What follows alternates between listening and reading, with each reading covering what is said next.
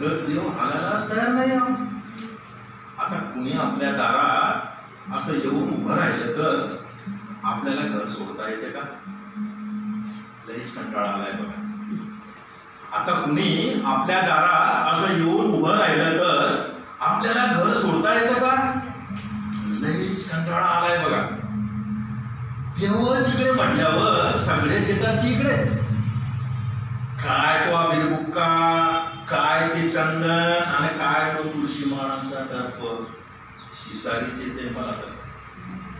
आता देवच इकडे म्हटल्यावर सगळेच येतात की इकडे.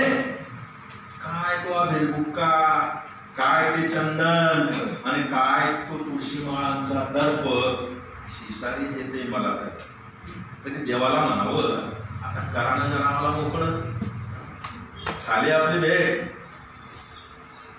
मी कधी देवाला म्हणावं आता करा ना जरा मला मोकळं. झाली आपली भेट. तर पुंडलिकानं हाक मारली. तो म्हटला, रे माझी मायबापांची सेवा कधी संपली. देवाला म्हटलं आत या ना आता. तर देव हालायलाच तयार नाही. तो म्हटला, रे माझी मायबापांची सेवा कधी संपली. देवाला म्हटलं कुठे जाऊ, थांबतो इथे. पुंडलिकाची तक्रार ऐकून मला म्हटलं, रे तुमचा आपसी मामला. पुंडलिकाची तक्रार ऐकून मनात म्हटलं, रे तुमचा आपसी मामला. आम्ही काय बोलणार, म्हणणार फक्त पुंडलिक वरदे हाय विठ्ठल पुंडलिक. बसलेल्या आजीला कापूस हवाय थोडा वाती वळायला. कुणाला नाही दिसत आजी घरात, पण आजीला मात्र दिसतात सगळेच.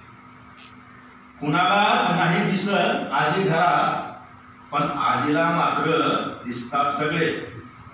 हलतात आजीची बुबुळे जराशा चाहुलीने. काय शोधतात मलूल हात आजीचे थरथरणारे. हलतात आजीची बुबुळे जराशा चाहुलीने.